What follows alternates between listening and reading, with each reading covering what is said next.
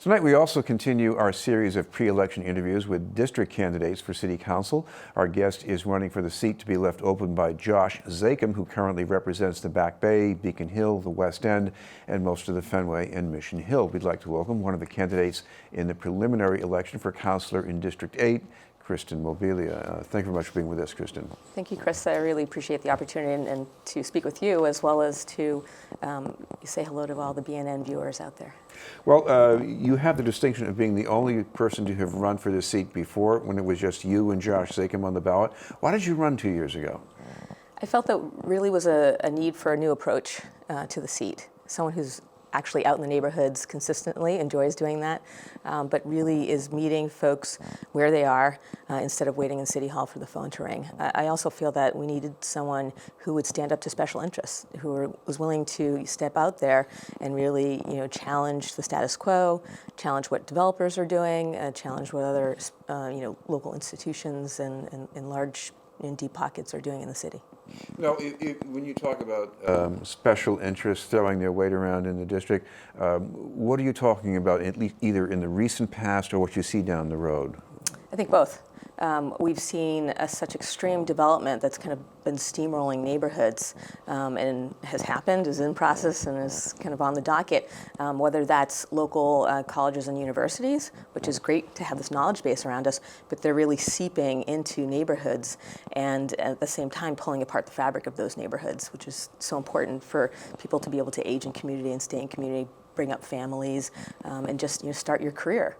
And so we aren't having that possibility. We also have large now entertainment venues. Used to be sports venues, but now are entertainment venues, whether it's TD Garden, down on one end of the district, or Fenway Park, that's somewhat in the middle of the district, that's really taking over the feel of each neighborhood. How would you deal with them differently? I think that we need to make sure that we stand up and challenge them. I've gone consistently to City Hall hearings, regarding events and the aggregate of events that are non-sports related, and our councilor hasn't stood up as strongly on that front. We really need to control what's happening in each neighborhood. Let's say that someone came up to you and said, I'm going to build this huge stadium in the middle of a densely settled neighborhood, and we're going to have activities all year round, and it's going to be open air, et cetera. That wouldn't pass right now. It just wouldn't. But that's what's happening. I know universities are expanding, but I think in this particular district, a lot of the expansion might be that secondary kind, student housing. Mm-hmm. What would you do to curtail that?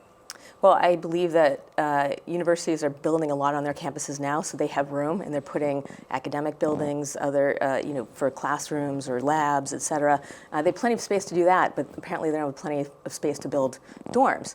And I think that as part of your business plan, you should have to expand within your footprint. And they aren't doing that. They're seeping out into the neighborhoods, taking over workforce housing, family housing. My grandmother's house, for example, is now all students. And this used to be this beautiful home that connected part of the street, flowers out front, an engaging family, and now we have a broken picket fence and beer bottles in the front yard and noise issues to contend with. That's not building a community.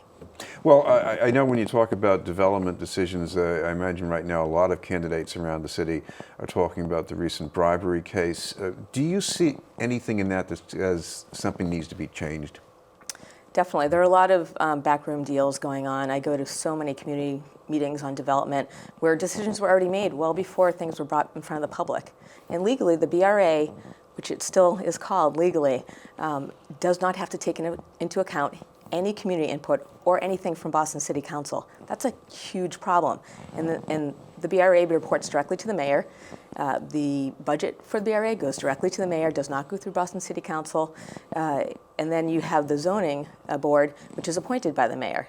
And so I'm not against development. We need to make sure we move forward as a city, but we need to do it in a more democratic manner, and that's very transparent. Now, in fairness to the board, I mean, I imagine they have to listen when city councilors speak up. I mean, city councilors do that all the time. So how would you do that differently from other people?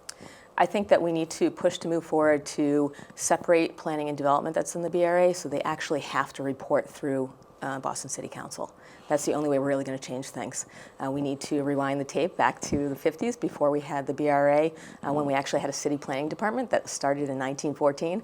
We had it before. There's no reason why we can't have that separation again as we move forward. This is Beyond the News, and we're talking with Kristen Mobilia, a candidate for city councilor in District 8. Kristen, I know there's more student housing in this district, but there's other kinds of new housing, and I see people out in the street now pushing strollers with little kids in them. What about their future? What are you thinking about for this district? I think, some of the new buildings are actually great for families. When you talk about some of the larger buildings, which I'm not entirely a fan of, putting skyscrapers everywhere, but some of the new buildings have components that are great for all ages. Have elevators, so you can actually get in and out with strollers. It's great for someone who's trying to age in community and has difficulty with stairs or other accessibility issues that they've had perhaps in a wheelchair. So those are good things that are happening.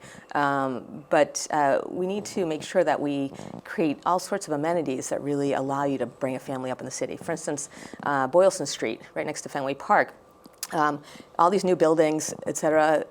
I'm seeing more families with young babies and strollers, but there's no daycare available in the entire neighborhood in terms of something that's new to really bring people in so that they feel that they can raise a family. Do you think this district, at least in some part of it, should have a new school? I definitely believe that.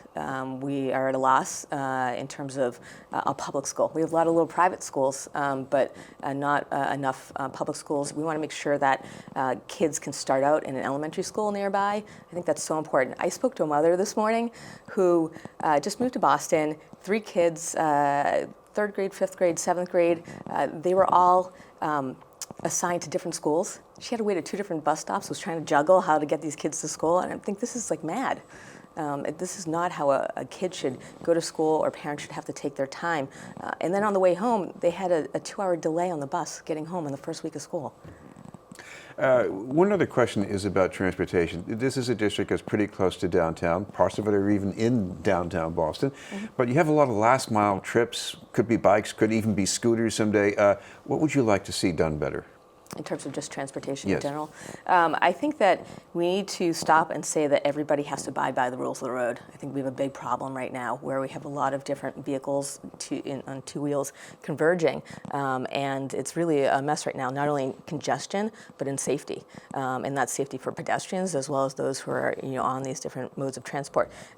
For instance, Brookline just allowed these electric scooters that people are coming in, and really District 8 is a gateway.